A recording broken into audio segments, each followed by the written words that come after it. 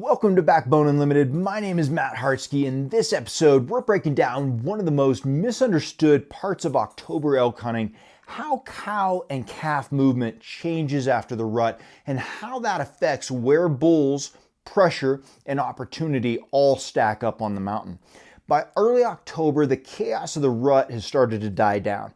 Bugles have started to fade, herds have started to scatter, and hunters who built their entire strategy around tracing sound suddenly find themselves in quiet, confusing country. The thing is, cows and calves don't vanish, they just move differently. Their priorities shift from breeding to survival, and understanding that shift is the key to staying on elk when a lot of hunters walk past them. In this episode, we're going to cover how cow and calf herds reorganize after the rut, the terrain and elevation bands they prefer throughout mid and late October, how weather, feed, and pressure change their daily rhythm, and how bulls relate to these family groups once breeding is over. By the end, you're going to have a clear picture of where to look when the mountains go quiet and how to hunt October elk by reading herd behavior instead of chasing bugles. Let's get into it. The first thing that happens after the rut is a complete social reset. Through September, nearly every mature bull in the country has been running himself ragged trying to control cows. Once the breeding season ends, those herds dissolve into smaller, more natural groups. Cows and calves regroup by familiarity, usually maternal or yearling lines that stick together year after year. What was once a 30 or 40 head herd in peak rut often becomes several smaller groups of 6 to 15 animals. These family bands form the foundation of post-rut elk movement. They're tight-knit, cautious, and far more predictable than the scattered chaos of September. The key driver now is feed and security, not necessarily breeding, right? That happens throughout October, but it is very much more of a minor occurrence. With bulls burned out and weather starting to cool, cows begin focusing entirely on rebuilding lost body weight and protecting their calves. This shift in motivation changes everything about how they use the landscape. In early October, most herds are still relatively high. There's still plenty of forage available in open pockets of subalpine country, especially in meadows, south-facing slopes, and edges of old burns. But as frost starts to settle, those higher elevation grasses lose their nutritional punch. Once that happens, cows begin a slow, deliberate descent, typically a few hundred feet of elevation at a time, following the best remaining feed. That descent is often misunderstood. Hunters expect a mass migration, but it doesn't really work that way. Elk are energy misers, right? Cows and calves won't drop into winter range unless snow or feed loss forces it. Instead, they linger in that mid-elevation band, right where alpine gives way to broken timber and benches. This is what I call the transition zone, and it's gold in October. You'll find those herds using gentle slopes with mixed timber and open glades. They prefer areas where they can bed in shade but feed within 100 yards of cover, right? Wind stability and visibility are top priorities. Cows with calves are especially cautious. They won't bed where thermals swirl or where predators can approach unseen. If you find a bench with consistent thermals, soft ground, and fresh poop from multiple sized elk, that's a post-rut family group. Pressure adds another layer. By October, most hunters have either tagged out or packed it in, but the ones still in the field tend to move fast, covering drainages without stopping. Cows and calves sense that, so they often relocate into overlooked pockets. Steeper side draws, small timbered shelves, or tucked in north aspects that get ignored because they're not glassable. You'll notice a pattern if you spend enough time watching these herds. They love consistency. Same feed pocket, same bedding bench, same route to water. As long as nothing disturbs them, they'll repeat the same pattern for weeks. That reliability makes them one of the most dependable indicators of where elk will be through the post-rut period. And that's the key. Understanding that the cows set the rhythm. Wherever these herds go, the bulls are probably somewhere nearby, even if it's weeks later. If you want to understand October elk, start with the grass. Feed quality dictates almost everything about where cows and calves travel this time of year. When you know how forage changes with temperature, sun exposure, and moisture, you can predict where those herds will be before you ever glass them. As fall progresses, vegetation at higher elevations starts losing its nutrient content. Grasses that were lush in August and early September dry out fast after the first frost. When that happens, cows start keying in on areas that still have moisture. North and east slopes, shaded drainages, or places where seeps and trickles keep grass green a little longer. Those micro pockets of nutrition often look insignificant on a map, but they're magnets in mid to late October. In the morning, cows and calves will often feed in open areas that catch early sunlight. That warmth helps thaw frost and makes for easier grazing. By mid-morning, they're headed towards shaded benches or timber edges to bed down. In the evening, they'll return to those same feeding zones, especially if the weather stays stable. It's a simple routine, but if you find a group using a particular slope or meadow 2 mornings in a row, odds are they'll be there the third. When weather changes, so does the routine. A sudden cold front, even one without snow, can push cows and calves lower, especially if it brings heavy wind. Elk don't like expending energy fighting cold air on exposed ridges. They'll drop into more predictable cover, often 1 or 2 elevation bands below where they were feeding before the front hit. After the front clears, they're going to move back up, following the sun and green feed again. This back and forth dance happens throughout October, and it's one of the most reliable patterns a hunter can track. Moisture is another big driver. A single October rain or light snow can transform an otherwise dead-looking slope into fresh feeding ground overnight. When that happens, expect cows to show up within 24 hours. They can smell fresh growth from long distances, and they're quick to capitalize before the ground dries or freezes again. If you're e-scouting, look for burned or logged areas with varied slope direction, anywhere that holds both sun and shade throughout the day. Those zones regenerate faster after moisture and can feed elk longer than the surrounding terrain. Now, temperature. In early October, cows and calves still tolerate warmer days, so you'll find them higher and more exposed. By late October, cooler air and shorter daylight push them towards thermal cover, north-facing timber pockets, draws, and dense fir or pine, in areas that offer both sun and protection from the wind. When daytime highs drop into the 30s and 40s, they'll start spending more time on south faces again, soaking up warmth in the mornings before tucking back into timber for midday. The rhythm of those changes is subtle, but it's consistent.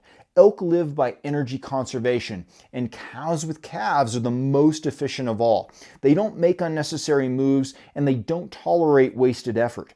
Every shift in their location is about feed quality, temperature, comfort, and safety. For hunters, that means your scouting focus should shift with theirs. Early in the month, glass higher burns, meadows, and open slopes. Mid-month, pay attention to the transition zones, the benches with mixed cover, small drainages, and slopes where frost lingers in the morning but melts by noon. By late October, start keying in on lower elevation ridges, aspen benches, and pockets of evergreen where elk can find both cover and consistent thermals. What makes October so tricky is that these herds are never moving in unison. You'll have one group still high, another group halfway down, and a third already staging near winter range. But if you're paying attention to the feed and the weather that drives it, you'll always be a step ahead. When hunters say the elk vanished, they usually describe what happens when the forage they were feeding on dried up or froze overnight. The elk didn't disappear, they just moved to the next available grocery aisle down the mountain. If you can learn to read the mountain that way, thinking like a cow that has to keep her calf fed, you'll start seeing October elk as far more predictable than they seem. If you want to find cows and calves consistently in October, the trick isn't necessarily covering more country, it's syncing your schedule to theirs. These herds move like clockwork, but the timing changes with temperature, weather, and pressure. Once you learn their rhythm, you can predict where they'll be almost hour by hour. After the rut, elk actively become structured around energy efficiency and safety. Cows and calves are no longer running from bulls or covering long distances between breeding groups. They've shifted to what I call the recovery rhythm: short, controlled feeding periods broken up by long bedding windows. That rhythm doesn't leave much room for error as a hunter, but it gives you predictability if you're paying attention. Let's start with mornings. At first light, cows and calves are usually already feeding. They've been up for hours, grazing in open pockets of grass or small meadows close to cover.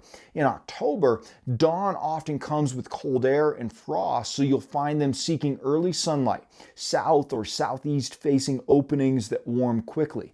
They'll stay out until thermals stabilize, then slip back quietly into the shade or timber by mid-morning. Once that sun hits their backs and the wind starts swirling, they're gone. Midday is the recovery phase. This is when they bed down, usually multiple times as the thermals and shadows shift. Unlike bulls that might bed in a single deep pocket for the entire day, cow-calf groups often use bedding chains. They'll rest on one bench, then drift 100 to 200 yards to another where the wind changes or sunlight creeps in. These bedding zones almost always have three things: consistent thermals, good visibility downhill, and quick escape routes into thicker timber.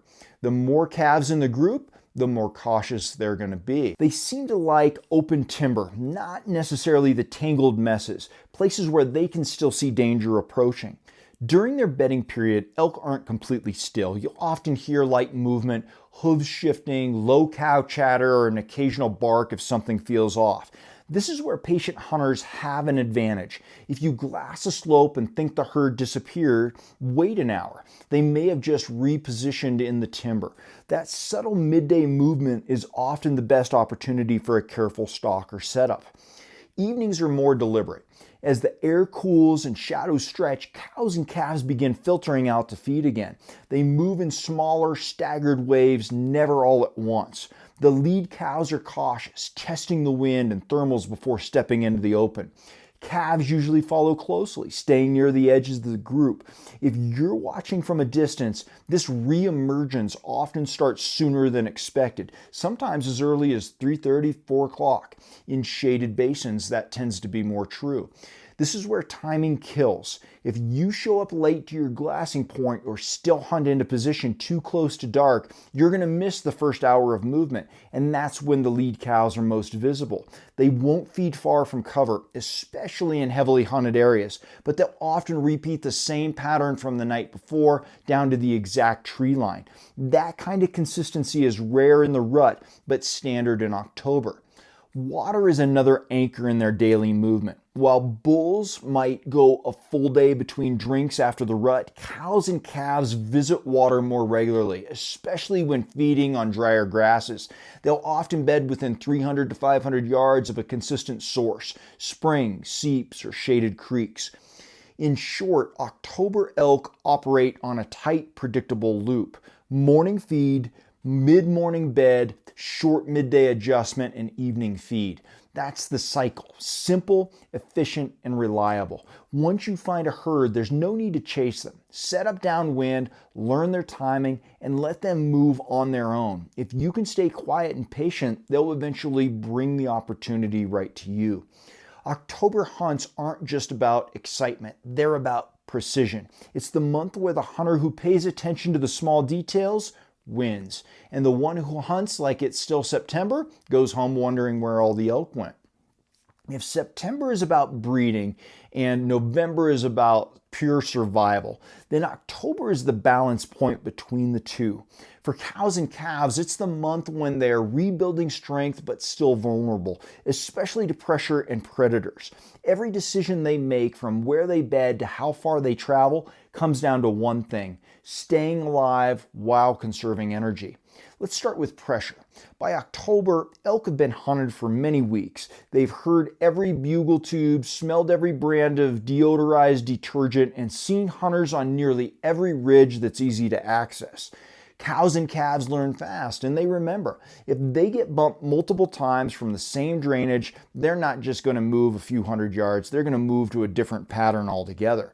The first thing to do under pressure is to tighten up. Herds get smaller, quieter, and far more selective about where they spend daylight hours. You'll notice they start using terrain differently. Instead of feeding out in the open, they might feed on the fringe, edges of timber, narrow meadows, and side hill benches that give them instant access to cover.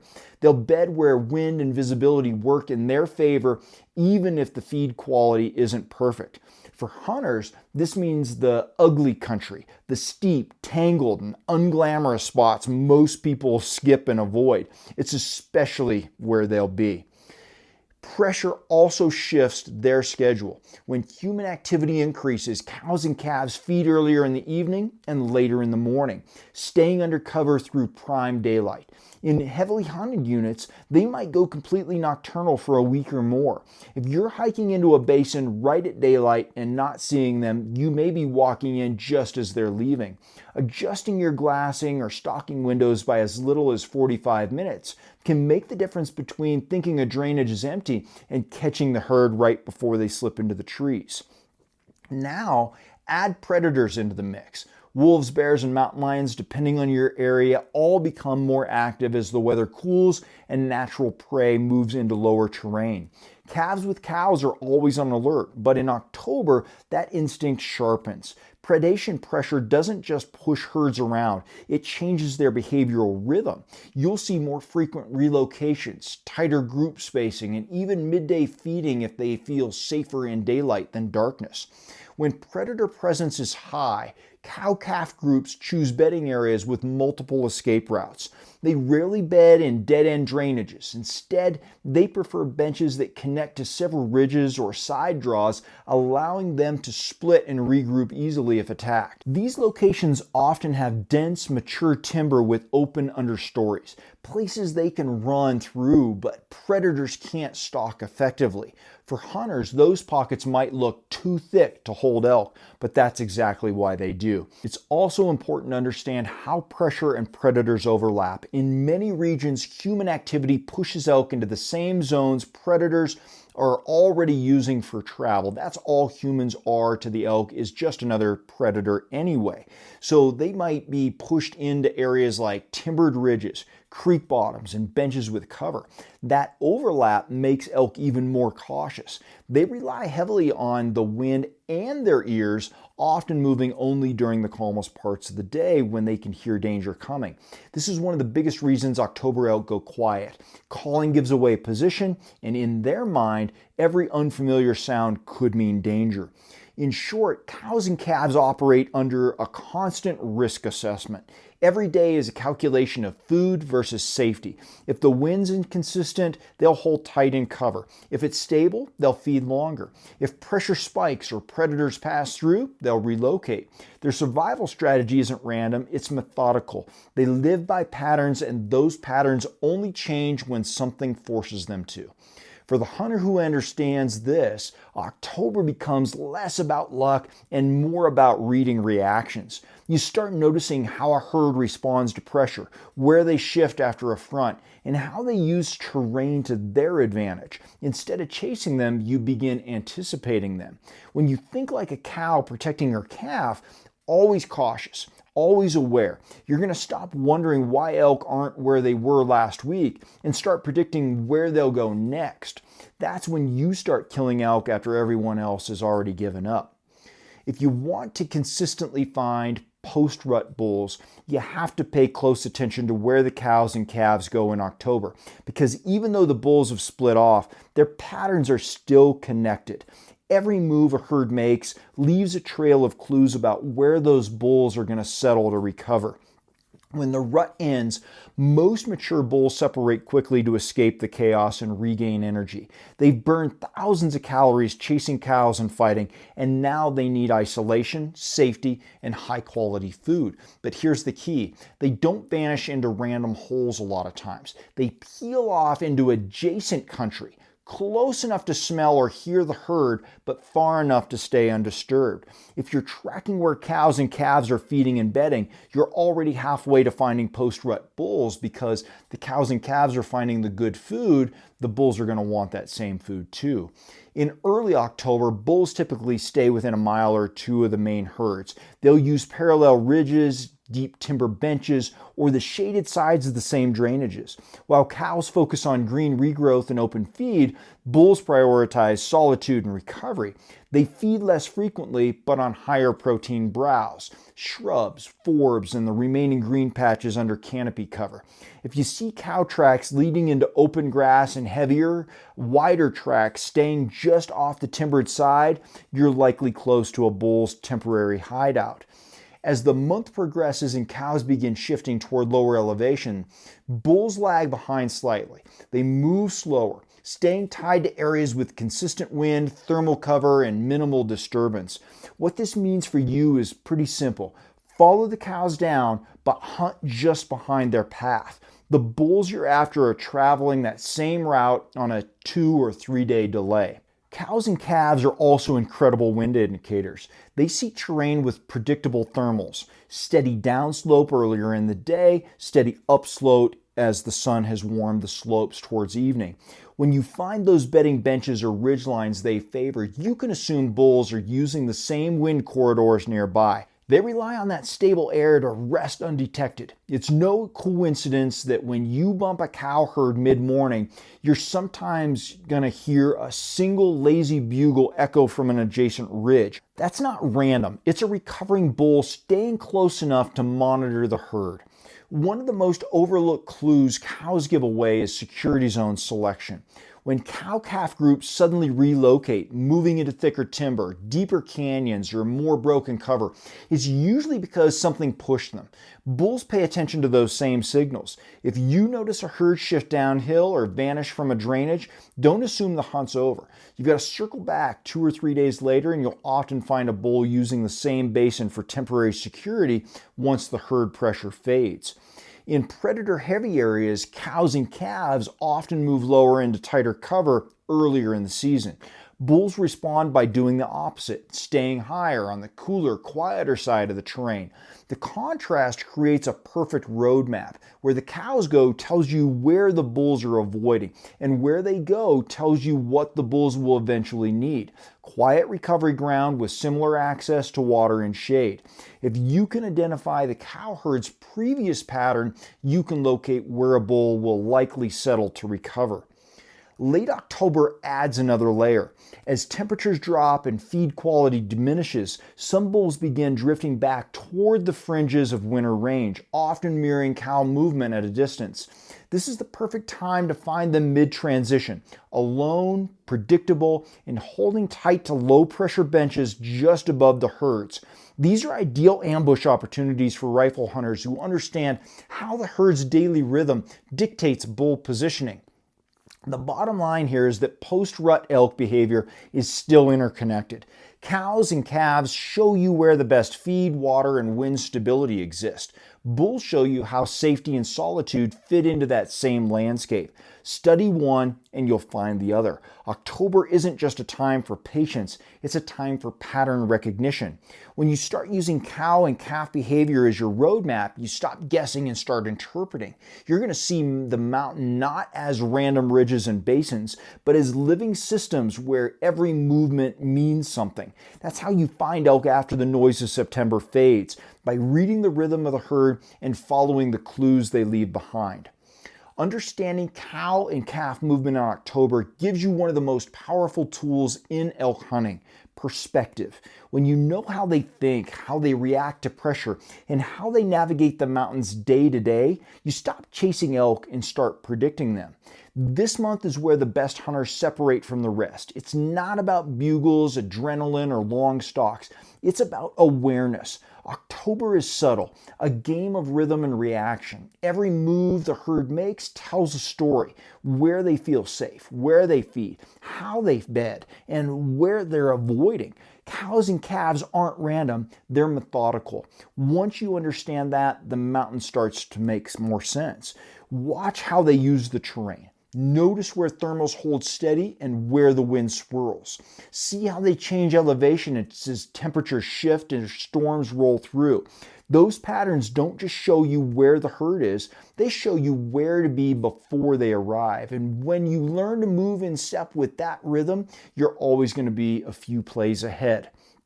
October is often dismissed as a quiet month, but in reality, it's one of the most strategic times to hunt. The bulls are regrouping, the cows are recalibrating, and the entire herd is resetting after the rut. If you take the time to understand that rhythm, you're going to consistently find elk when a lot of hunters have already packed it in. If you're serious about taking this kind of knowledge deeper, that's exactly why I built Team Backbone.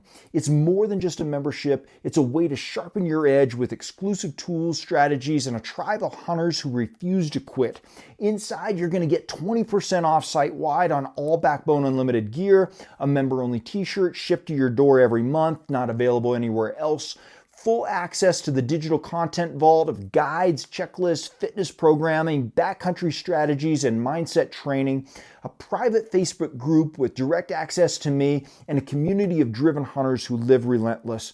Direct call, text, or email access to me for personalized advice on training, hunting strategy, or just sharpening your edge, and automatic entry into monthly gear giveaways.